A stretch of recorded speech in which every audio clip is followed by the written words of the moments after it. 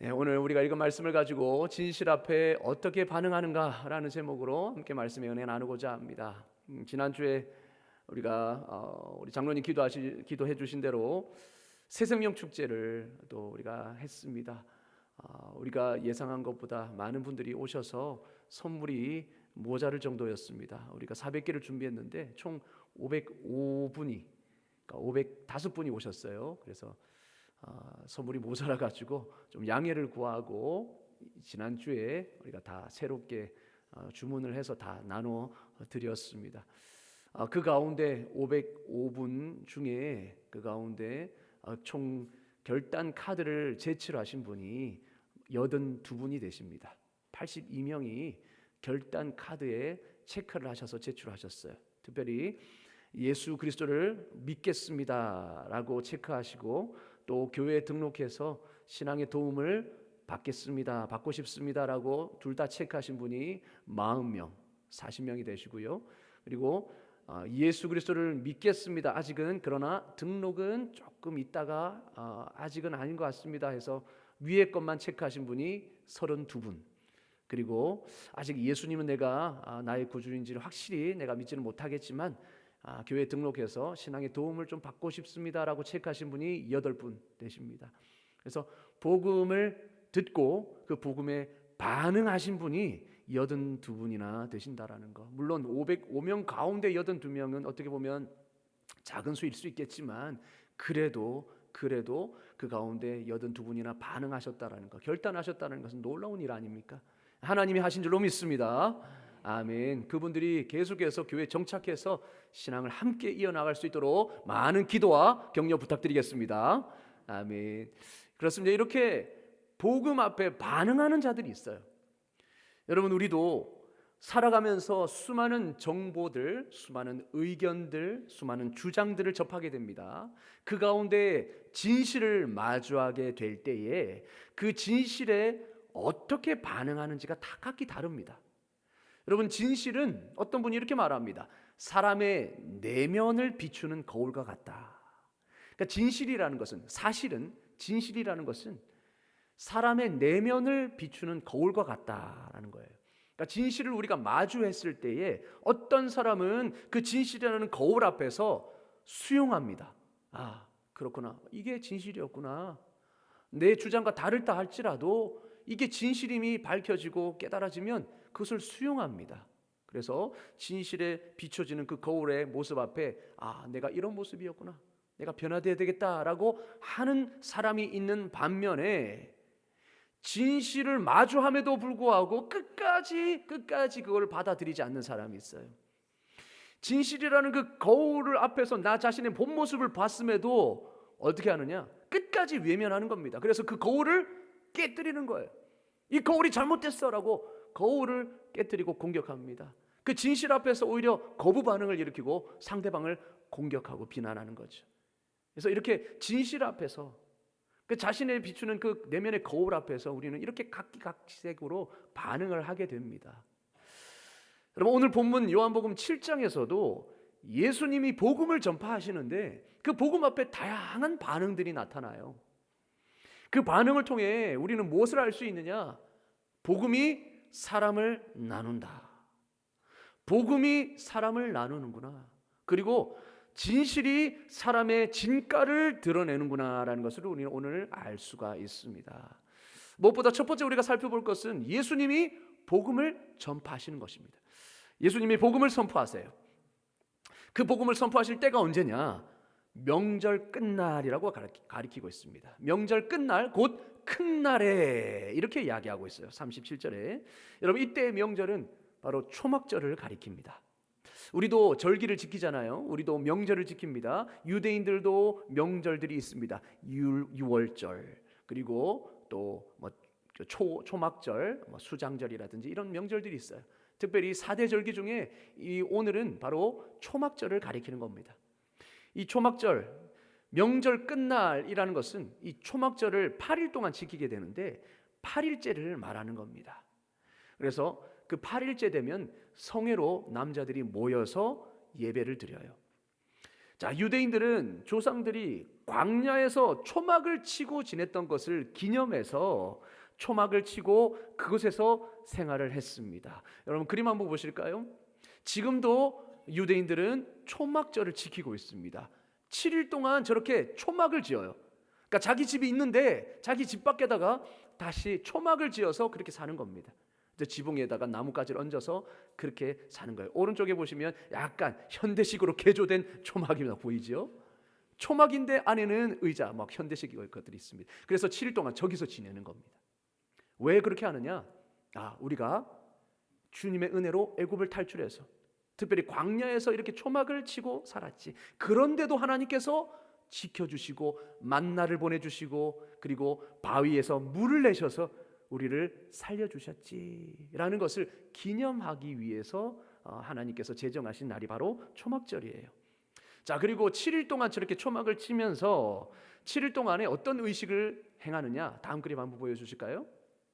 실로암 못에서 떠온 물을 빙빙 둘러서 성전 제단에 붓는 예식을 7일 동안 치릅니다.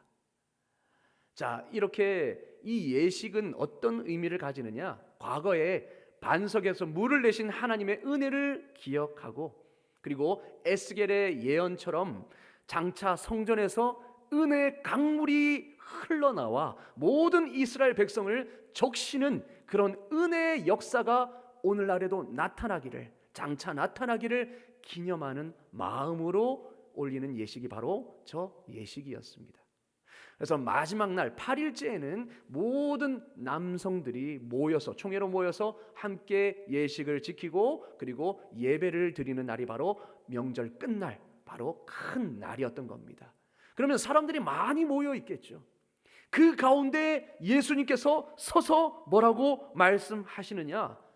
바로 자신이 그 물을 공급하는 분이다라고 선언하신 겁니다. 물이라는 것은 초막절을 예식은 물에 관련된 거 아닙니까? 물은 생명입니다. 농사를 지내던 농사를 지내던 많은 사람들, 이 물이 없으면은 농작물을 재배할 수가 없는 거죠. 그래서 곧 물은 생명과 같았습니다. 그 생명이 말해주는 그 물을 내려주시기를 간절히 바라는, 그래서 우리를 풍족하게 해주시길 바라는 그 예식의 끝날 절정에서 예수님께서 내가 바로 그 물임을 선언하신 것입니다. 한번 37절 하반절과 38절 다 같이 한번 읽어보겠습니다. 시작. 누구든지 목마르거든 내게로 와서 마시라. 나를 믿는 자는 성경의 이름과 같이 그 배에서 생수의 강이 흘러나오리라 하시니. 아멘. 예수님은 누구든지 목마르거든 내게로 와서 마셔라 라고 말씀하십니다.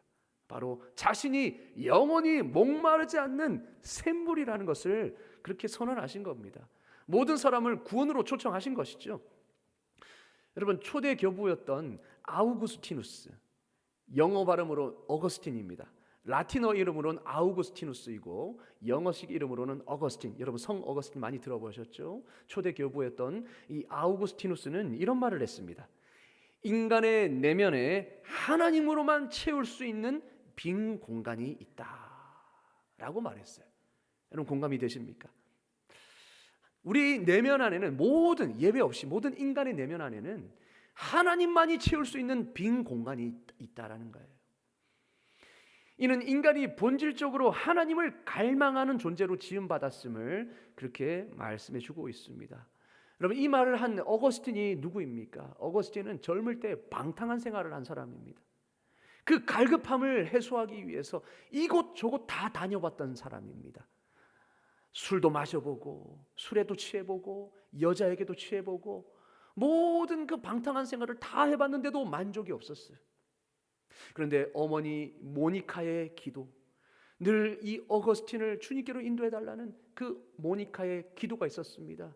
그때에 하나님께서 어거스틴이 어느 순간 어느 때에 앉아있는데, 그 허망함을 달래기 위해서 벤치에 앉아있는데 아이들이 막 뛰어노는 그 장면 속에서 책을 펴서 읽어보라 라는 그 말을 아이들이 하는 그 놀이 가운데 하는 것을 들었어요. 그래서 실제로 가지고 있던 그 성경을 펴서 읽었을 때에 바로 그 말씀이 자신에게 주는 하나님의 음성으로 들렸던 겁니다. 그래서 그 말씀을 통해서 내가 얼마나 죄인인지가 깨달아지고 오직 예수 그리스도만이 나의 이 갈급함을 채울 수 있구나라는 것을 믿게 되면서 그때부터 회심하여서 초대 교부, 우리가 존경하는 성 어거스틴이 된 거죠. 그러니까 이렇게 어렸을 때부터 방탕하고 모든 이 세상의 물은 다 마셔본 이 어거스틴이 고백한 말이 바로 이거예요. 이 우리 인간의 내면에는 하나님으로만 채울 수 있는 빈 공간이 있다는 겁니다. 여러분, 이 인간은 그 빈 공간을 스스로 채울 수 없기 때문에, 이 세상의 것으로 채울 수 없기 때문에 영혼의 갈증을 느끼며 살아갈 수밖에 없는 겁니다. 예수께서 말씀하신 이 누구든지 목마르거든이라는 이 말은 바로 육체의 목마름을 말하는 것이 아니라 그보다 더 차원이 높은, 어떻게 보면 차원이 다른 영적 목마름을 말하는 것이었습니다. 영적 목마름은 하나님과 관계에서의 단절된 사람이면 누구든지 경험할 수밖에 없는 그 은혜에 대한 갈급함입니다. 은혜가 결핍된 상태를 말하는 거예요. 인간은 하나님과 영적 관계가 단절되면 본질적 결핍을 느끼게 됩니다. 영혼의 갈증을 느낄 수밖에 없다라는 거예요. 이 영적 갈증을 해소하기 위해서 사람들은 엉뚱한 곳에서 물을 찾고 있습니다. 돈, 관계에서 만족을 얻고자 하죠. 돈에게서, 그래서 물질을 많이 먹으면 만족을 얻을 수 있다 생각하고, 또 성공하면 얻을 수 있다 생각하지만, 그러나 그런 물들은 마시면 또다시 목마른 물입니다. 만족이 안 되는 거예요. 하지만 이 영적 갈등은 이 세상의 것들로 채울 수가 없고, 이 영적 갈증을 해소할 수 있는 분은 오직 예수님 뿐이신 줄로 믿습니다. 이것이 우리가 지난주에 새생명 축제 때 선포했던 말씀이었어요. 이 영적 갈증을 해소할 수 있는 분은 예수님밖에 없기 때문에 예수님은 지금 그것을 우리 무리들에게 선포하시는 것입니다. 누구든지 목마르거든, 아무리 세상에서 물을 마셔도 갈급함을 해결할 수 없는 너희들이여, 나에게로 와서 나를 마셔라. 내가 바로 네 속에서, 네 배에서 샘솟듯 하게 하는 생명의 강이 된다라고 말씀하시는 거죠. 여러분, 이 말씀은 사마리아의 수가성 여인에게 하셨던 예수님의 말씀과도 똑같습니다. 뭐라고 말씀하셨습니까? 요한복음 4장 14절, 내가 주는 물을 마시는 자는 영원히 목마르지 아니하리니 내가 주는 물은 그 속에서 영생하도록 솟아나는 샘물이 되리라. 아멘. 그 속에서 계속 솟아나는 샘물이라는 거예요. 멈추지 않는다는 겁니다. 마르지 않는다는 겁니다. 계속 솟아나기 때문에 영원히 목마르지 않는 샘물이 되신다는 거죠. 바로 예수님께서. 여러분, 누구든지 예수님께 나아가면 하나님과의 관계가 회복되어 영적 갈증이 해소될 줄로 믿습니다. 여러분, 우리는 예수님이 바로 내 영혼의 갈증을 해결할 수 있는 유일한 분이심을 우리는 알고 그 복음 앞에 반응한 사람들입니다. 예수님이 말씀하신 그 생수의 강은 예수님을 믿는 자가 받을 성령을 가리킨다라고 오늘 성경 말씀은 말씀해 주고 있습니다. 39절에 보니까 이는, 그 생수의 강은 그를 믿는 자들이 받을 성령을 가리켜 말씀하신 것이라. 그럼 왜 성령님이 생수의 강이 되십니까? 예수님을 나의 구주로 영접하는 사람들은 예수님의 그 십자가의 공로가 다 내 것이 되어서 내 안에 죄가 다 사해집니다. 죄가 깨끗이 용서함 받습니다. 그래서 하나님께 받아들여지는 존재가 되고 내 안에는 성령님이 내주하셔서 영원히 거하시는 것입니다. 그 성령님이 누구십니까? 성경은 보혜사라 말씀하십니다. 헬라 원문으로는 파라클레이토스라고 이야기하는데요. 그 의미가 뭐냐? 여러 가지 의미가 있습니다. 보혜사라는 그 뜻은 여러 가지 의미가 있습니다. 첫 번째로는 변호자라는 뜻이 있어요. 나를 변호해 주시는 분, 내 편을 들어주시는 분이라는 거예요. 사탄이 나의 죄를 가지고 하나님 앞에 참소할 때에 성령께서 나를 변호해 주시는 분이시라는 거예요. 그리고 위로자라는 뜻이 있습니다. 위로자, 나를 위로해 주시는. 내가 힘들 때 나를 위로해 주시는 분이 성령님이시고, 그리고 헬퍼, 도와주시는 분, 내가 어디로 갈지 뭐가 옳은 길인지 알지 못할 때에 말씀으로 나를 인도해 주시고 옳은 길로 인도해 주시는 분이 바로 우리 성령님이시죠. 그리고 상담자, 카운슬러, 상담자라고 말합니다. 나를 아시고 내 마음을 아시고 내 마음을 만져주시는 상담자라는 거죠. 이런 분이 성령님이십니다. 그러니까 우리 안에 거하셔서 우리의 영적 필요를 채우시고 우리의 삶을 인도하신다라는 거예요.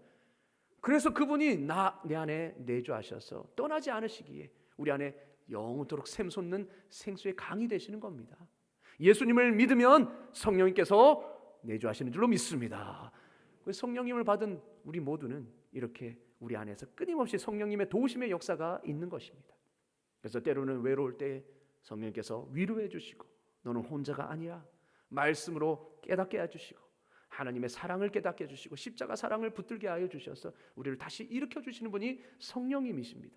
이렇게 예수님은 자신이 바로 생명의 생수의 강이라고 말씀하시며 나를 믿는 자는 그 배에서 생수의 강이 흘러넘치리라. 나를 믿는 자는 성령이 그 안에 거하셔서 영원토록 인도함 받으리라. 이렇게 복음을 선포하셨습니다. 자, 그런데 이 복음이 사람을 나눕니다. 예수님의 이 말씀은 사람들에게 그 당시에 명절을 지키기 위해 온 수많은 사람들에게 충격을 주었습니다. 아니, 자신이 생명의 강이라고? 생수의 강이라고? 막 웅성웅성대기 시작했습니다. 어떤 사람, 말씀을 들은 무리 중 일부는 예수님이 바로 그 선지자다라고 이야기했습니다. 40절에 보니까 이 말씀을 들은 무리 중에서 어떤 사람은 이 사람이 참으로 그 선지자라 하며, 그 선지자는 바로 신명기 18장 15절에 나오는 모세와 같은 선지자, 하나님이 일으켜 주실 모세와 같은 선지자라는 겁니다. 어떤 사람은 예수님을 메시아라고 선지자라고 생각했고요. 또 어떤 사람은 예수를 그리스도, 하나님이 보내주실 메시아, 이 땅을 구원할 메시아라고 생각했습니다. 그래서 41절 상반절에 보니까 어떤 사람은 그리스도라 하며, 또 일부는 41절 42절에 보니까 그리스도가 어찌 갈릴리에서 나오겠느냐, 그리스도는 베들레헴에서 나오는 거야, 갈릴리에서 나오는 사람이 아니야, 예수는 저 갈릴리 출신 아니냐. 사실 출생은 베들레헴에서 했는데 그들은 그걸 몰랐던 거예요. 그러니까 갈릴리에서 자란 사람이라고만 생각하고 어떻게 그리스도가 갈릴리에서 나오겠느냐, 아니야, 예수는 그리스도가 아니라고 끝까지 거부합니다. 자, 결국 이들 사이에서는 큰 논쟁이 일어납니다. 복음이 이들을 갈라놓은 것이죠. 복음이 선포되기 전에는 그들은 그냥 유대인이었습니다. 섞여서 같이 예배드리던 사람이었어요. 그런데 복음이 선포되자 그들 가운데 갈리기 시작합니다. 여러분, 지금도 복음이 선포되는 곳마다 이런 현상이 일어나고 있습니다. 어떤 사람은 그 복음 앞에서 그래, 내가 죄인이구나, 나는 생명의 근원된 하나님을 버리고 스스로 판 웅덩이를, 거기서 내가 물을 마시고 있었구나, 그 웅덩이는 밑이 터진 웅덩이라 물을 가둘 수 없는데도 계속 거기다가 내가 스스로 웅덩이를 파고 있었구나, 그걸 깨닫고 예수님만이 나의 구주임을 믿고 주님 앞에 돌아오는 역사가 나타납니다. 그러나 일부는 다른 문제를 갖다 대면서 여전히 예수는 구원자가 아니야 라고 그 복음을 거부하죠. 그러니까 복음 앞에서 의인과 죄인이 나뉘는 것입니다. 여러분, 복음은 죄인과 의인을 구별합니다. 복음이 그렇습니다. 여러분, 복음의 초청은 누구에게나 열려 있지만 그 반응은 각기 다릅니다. 어떤 사람은 그 말씀을 듣고 예수님을 메시아로 고백하지만 또 어떤 사람은 다른 것을 문제 삼으며 끝까지 거부합니다. 복음은 단순한 정보가 아니기 때문이에요. 복음은 사람의 마음을 꿰뚫는 하나님의 진리인 줄로 믿습니다. 그래서 사람의 마음을 꿰뚫는 거예요. 여러분, 진실이 그 사람의 내면을 비추는 거울이라고 하지 않습니까? 복음이 바로 거울인 겁니다. 진실을 비춰주는 거울인 거예요. 그 복음이 선포됐을 때 그 복음이라는 거울을 통해서 자신이 죄인이라는 것을 깨닫고, 아, 내가 구원받을 방법은 예수 그리스도를 믿는 것밖에 없구나, 내 죄를 대신해서 십자가에 달리신 그 예수님을 붙드는 수밖에 없는 거구나, 그렇게 반응하는 사람이 있는 반면에 끝까지 그 거울을 보고서도 자신의 모습을 인정하지 않고 그 거울을 깨뜨려버리는 사람이 있다라는 겁니다. 그래서 그 진리 앞에서 사람은 자신의 정체를 드러내게 되죠. 죄인은 복음을 거부하고 의인은 복음을 받아들입니다. 여러분, 이렇듯 복음은 죄인과 의인을 구별합니다. 자, 그리고 여러분, 진실이 그 사람의 진가를 드러냅니다. 진실 앞에서 그 사람의 진가가 드러납니다. 예수님의 말씀에 의해서 유대인 무리가 둘로 나뉜 것처럼 지금 유대인 당국자들, 한마디로 공의회원들, 사내들인 공의회원들, 지금으로 말하면 정치 지도자이고 종교 지도자들을 말하는 겁니다. 그 가운데서도 지금 둘로 나뉘기 시작합니다. 대제사장과 바리새인과 사두개인들로 구성된 이 사내들인 공의원들, 이들 가운데서도 지금 이 복음 앞에서 둘로 나뉘어지는 거예요. 반응이. 대제사장과 바리새인들이 예수님을 체포하도록, 지금 명절날에 저렇게 사람들을 이렇게 불편하게 하니까 저 사람 체포하라라고 사람들을 보냈습니다. 그게 바로 아랫사람들이에요. 45절 46절에 나온. 그런데 그들이 보낸 사람들이 예수님의 말씀의 권위에 압도되어서 차마 예수님을 붙잡지는 못하는 겁니다. 45절 46절 보실까요? 아랫사람들이 대제사장들과 바리새인들에게로 오니 그들이 묻되 야 어찌하여 잡아오지 아니하였느냐. 그러다 아랫사람들이 대답하되 그 사람이 말하는 것처럼 말한 사람은 이때까지 본 적이 없습니다. 그들이 그 복음을 듣고 마음이 움직이기 시작한 겁니다. 그러자 바리새인들이 어떻게 합니까? 너희도 미혹되었느냐 이 바보 같은 놈들아, 이렇게 이야기하는 거예요. 야, 유대 관원이나 바리새인파 중에 그를 믿는 사람이 어디 있더냐? 이 말은 무슨 말입니까? 유대 당국자들 바리새인들은 똑똑한 사람이에요. 율법을 너무나 잘 아는 사람들. 그 율법을 잘 아는 그 지식인들이 예수를 믿는 사람들이 그 가운데 있더냐 하는 것은 자신의 특권의식을 드러내는 거예요. 그러니까 이런 말이죠. 무식한 자들이나 예수를 믿는 거라고. 율법을 모르는 자들이나 예수님을 믿는 거라고. 이 무식한 놈들아, 너희도 미혹되었느냐, 너희도 무식한 자들이냐, 이렇게 이야기하는 겁니다. 자, 그리고 그들 보고 저주받은 자들이라까지 말합니다. 이방인처럼 저주받은 자들이야, 저주받은 자들이나 예수를 믿는 거라고 극단적 정죄까지 서슴지 않았습니다. 자기는 다른 사람보다 우월하고 다른 사람은 자기보다 열등하다고 생각했던 거죠. 이런 우월의식에 빠지는 순간 독선과 교만에 빠지게 됩니다. 여러분, 마치 백성들은 열등한 존재고 자신은 그들보다 뛰어나기 때문에 내가 그들 위에 굴림해서 그들을 다스려야 된다라고 생각하는 오만한 사람들이 권력을 잡으면 어떻게 될까요? 그 권력은 반드시 독재로 나아가게 됩니다. 왜냐? 독선과 교만은 눈을 닫게 하고 귀를 닫게 하거든요. 내가 최고고 내가 제일 많이 알고 너희들은 몰라. 그러니까 다른 사람의 말이 눈에 들어오지 않는 겁니다. 귀에 들어오지 않는 겁니다. 그리고 현상을 봐도 눈을 닫아버리는 거예요.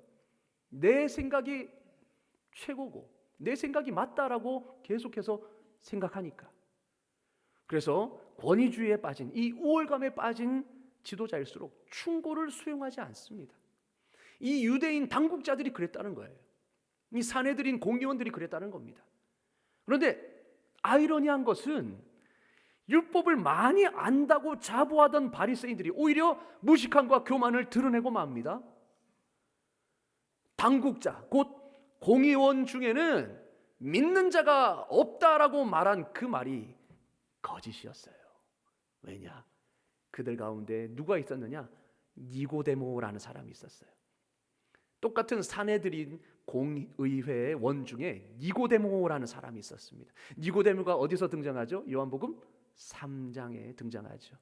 예수님을 몰래 찾아와서 예수님과 대화하지 않습니까? 물어보지 않습니까? 그때 나온 유명한 말이 하나님이 세상을 이처럼 사랑하사 독생자를 주셨으니 이는 저를 믿는 자마다 멸망치 않고 영생을 얻게 하려 하심이라. 이 말씀이에요.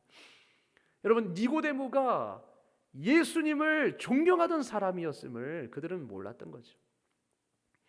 그러니까 결국 뭡니까? 드러내지 않았을 뿐이지 사내들인 공의원 가운데서도 예수님을 믿는 사람이 있었다는 거예요. 흔들리는, 움직이는 사람이 있었다는 겁니다.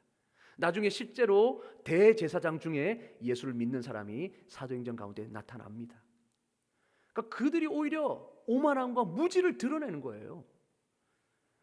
니고데모가 그들의 독선과 오만을 지적합니다. 51절에 우리의 율법은 사람의 말을 먼저 듣고 그 행한 것을 알고 나서 그 다음에 판단하고 심판하는 것이 우리 율법이 아니냐. 그런데 너희는 율법을 잘 알고 있다고 하는 당신들이 오히려 지금 율법을 어기고 있지 않느냐라는 겁니다. 그러니까 그 사람의 말을 들어보거나 또 그가 하는 일을 알아보거나 충분히 조사하고 난 후에 심판하는 것이 율법인데 너희는 그 모든 절차를 다 생략하고 무조건 예수가 잘못됐다라고 잡아들이라고 하는 것이 너희가 지금 율법을 어기고 있지 않느냐 이렇게 말하는 거예요. 여러분, 그러자 진실 앞에서 그 바리새인들은 어떻게 반응할까요? 수용할까요?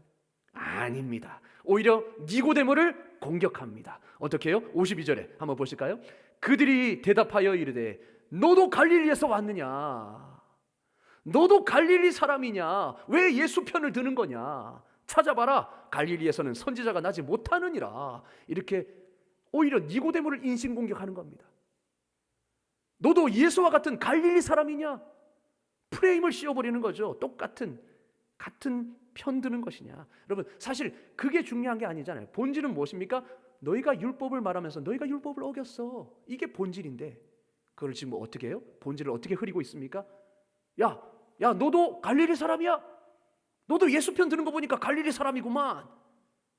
이렇게 상대방의 약점을 잡아가지고 자신의 불리한 것들을 이겨보려고 본질을 흐려버리는 거죠. 이것은 오늘날에도 동일합니다. 그러니까 진실이 드러나면 그것을 감추기 위해서 다른 사람의 약점을 들춰내는 거예요. 그래서 본질을 흐리려는 반응이 지금 나타나는 거예요. 여러분, 진실 앞에서 그 사람의 진가가 드러나는 겁니다. 진실이 드러났을 때 그것을 겸허히 수용하느냐, 아니면 끝까지 공격해서 그 상대방을 인신공격해서라도 그 진실을 외면하느냐.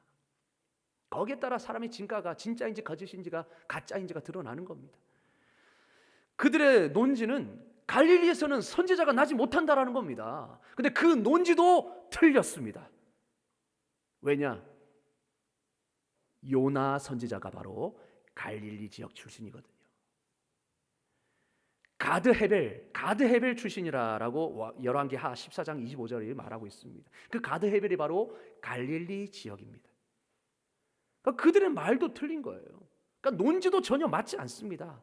그런데 그렇게 해서 어떻게든 자기의 그런 잘못을 감추기 위해서 상대방을 공격하는 거죠. 여러분, 이 논쟁은 결과적으로 율법을 알지 못하는 저주받은 자가 진짜 누군지를 드러내고 있습니다. 바리새인들, 대제사장들, 율법을 잘 안다고 하는 그들이 바로 율법을 알지 못하는 저주받은 자들이라는 거예요. 반면 니고데모는 그들 가운데 다른 반응을 보이죠. 그는 율법에 따라 공정한 판단을 요구합니다. 그래서 예수님을 변호합니다. 여기서 진짜와 가짜를 구분할 수 있는 것입니다. 진실 앞에서 겸손히 반응하는 자가 진짜이겠죠. 그러니까 사실을 말할 때, 사실을 우리가 직면할 때, 사실이 드러날 때에 겸허히 수용하는 것, 이게 바로 진짜, 그 사람이 진짜임을 드러내는 것입니다.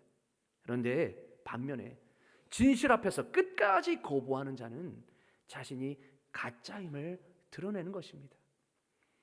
사실을 말하면, 사실을 들켜버리면 끝까지 자신을 방어하기 위해서 끝까지 발악하는 거예요. 어떤 수를 써서라도 그 본질을 흐려버리는 겁니다. 여러분, 이처럼 진실 앞에서 그 사람의 진가가 드러나는 것입니다. 그 사람이 진짜인지 가짜인지를 보시기 위해서는 진실 앞에서의 그 모습이 어떤가를 우리는 봐야 합니다. 여러분, 진실 앞에서 겸손한 자가 되시기를 주님의 이름으로 축원합니다. 아멘. 여러분, 오늘 말씀에서 볼 수 있듯이 복음은 갈등과 불편함을 유발합니다. 여러분, 예수님이 복음을 선포하지 않았을 때는요, 같은 편이었잖아요. 그들 사내들인 공의원들이. 그리고 아랫사람들도 같은 편이었습니다. 근데 복음이 선포되자 그들 가운데 나뉘기 시작하고 유대인들 중에서도 나뉘기 시작합니다. 그리고 서로 논쟁이 일어났습니다. 불편하죠. 예수님이 복음을 선포하자 서로 나누어지기 시작합니다. 분열이 생기기 시작한 겁니다. 어떤 이는 그를 선지자라고 하고, 어떤 이는 그를 메시아 그리스도라고 하고, 어떤 이는 아니다 끝까지 거부합니다. 이렇듯 복음은 사람을 나누고 때로는 갈등을 유발합니다. 하지만 그 갈등은 반드시 필요한 갈등입니다. 죄인과 의인을 구별하는 하나님의 역사인 것입니다. 복음은 불편함을 유발할 수밖에 없어요. 복음이 사람의 마음을 불편하게 만들고 갈등을 유발한다고 해서 여러분, 우리가 입을 닫고 있는다면 그 안에 섞여 있는 의인들을 구별해낼 수가 없는 겁니다. 불편함을 이야기한다고 우리가 입을 닫고 있다면 그 안에 섞여 있는, 세상 속에 섞여 있는 진짜 의인들을 구별해낼 수가 없는 겁니다. 잃은 양들을 영영 찾을 수가 없다는 거예요.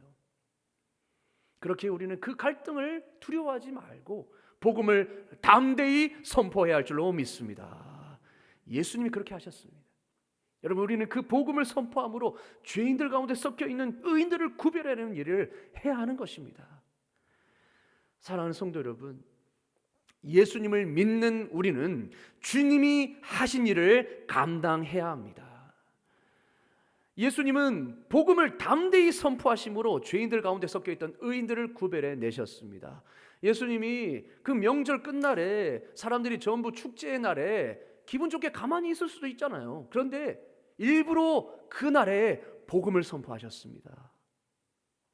축제의 분위기가 갑자기 논쟁으로 바뀌어 버렸습니다. 불편하죠? 갈등을 조장하죠? 예수님은 만약에 가만히 계셨다면 그렇게 체포당할 거리도 없었을 거예요. 그렇게 미움받을 일도 하지 않으셨을 겁니다. 그러나 예수님은 과감히 선포하셨습니다. 왜냐? 그 가운데 진짜가 있었기 때문에. 그 가운데 의인들을 구별해내서 자신에게로 나오도록 하기 위해서 복음을 선포하신 것입니다. 그렇기 때문에 우리도 복음을 선포해야 합니다. 직장에서, 가정에서, 친구들과의 대화 속에서 우리는 진실을 말하고 복음을 전해야 합니다. 그래서 세상 속에 섞여 있던 의인들을 구별해 내어야 합니다. 여러분, 때로는 불편함이 따르죠. 갈등이. 어떤 분은 가족 모임 때 늘 복음 이야기하면 싸운대요. 그래서 너는 왜 이런 좋은 날에 와가지고 그런 쓸데없는 복음 전하냐고, 쓸데없는 말을 하냐고, 그래서 괜히 막 갈등을 유발하냐고 막 미움을 받는다는 거죠. 근데 우리는 해야 되는 것이 왜냐? 그 가운데 의인들이 있을 수 있으니까. 잃은 양들이 있을 수 있잖아요. 그들을 위해서 우리는 선포해야 하는 것입니다. 여러분, 이번 새생명축제에 82분이나 반응하셨습니다.